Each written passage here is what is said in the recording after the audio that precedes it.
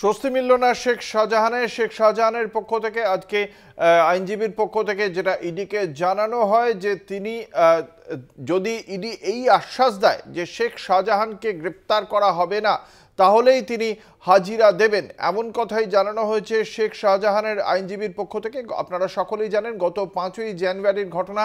শেখ শাহজাহানের সন্দেশখালীর বাড়িতে হানা দেয় ইডির তদন্তকারী আধিকারিকরা এবং সেই সময় তাদের উপর হামলা হয়। সেই ঘটনার পর 19 দিন পর 24শে জানুয়ারি ফের গিয়েছিলেন ইডির আধিকারিকরা। সেই সময় তার বাড়িতে ঢুকে তল্লাশি অভিযানও চালানো হয় ইডির পক্ষ থেকে, কিন্তু তারপর থেকে মোট এখনো পর্যন্ত 3বার তাকে তলব করে চিঠি দেওয়া হয়েছে, কিন্তু সেই নোটিশে এখনো পর্যন্ত সাড়া পাওয়া যায়নি।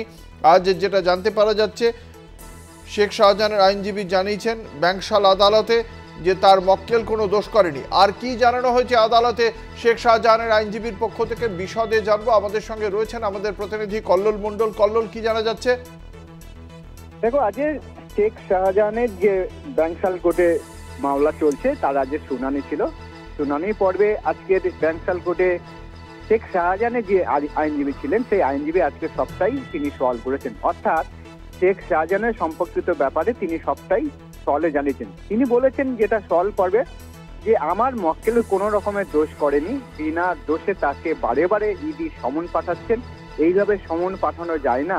তবে বিদেশে যে টাকা পাঠানো হয়েছে এবং শিক্ষা দুর্নীতি সম্পর্কিত যে অভিযোগ তোলা হচ্ছে তার নির্দিষ্ট কোনো তথ্য তারা এখনো পর্যন্ত তার কাছে কোনো চেয়ে পাঠানো হয়নি এবং ভোটার কার্ড শুধু বারে বারে তাকে চেয়ে পাঠানো হয়েছে।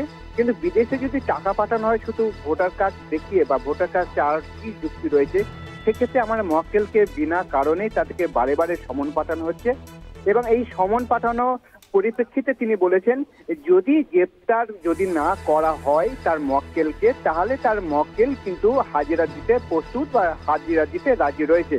ফলে এই যে শিওর বা এই যে অ্যাসিওরেন্স বা আশ্বস্ত যদি ইডির আধিকারিকের তরফ থেকে বা অফিসারের তরফ থেকে যদি দেওয়া হয় তাহলে তার মক্কেল নিশ্চয়ই হাজিরা দেবে, কিন্তু যদি না দেওয়া হয় তাহলে কোনো হাজিরা দেবেন না। তাই আগামী দিন অর্থাৎ 23শে ফেব্রুয়ারি আবার শুনানির দিন ঠিক হয়েছে। সেই পর্বে এবারে ইডির তরফ থেকে আইনজীবীরা তাদের সেই বক্তব্য পেশ করবেন। আজকে শুধু শেখ শাহজাহানের আইনজীবী বক্তব্য পেশ করেছেন। ধন্যবাদ। আমাদের সঙ্গে ছিলেন আমাদের প্রতিনিধি কল্লোল মণ্ডল।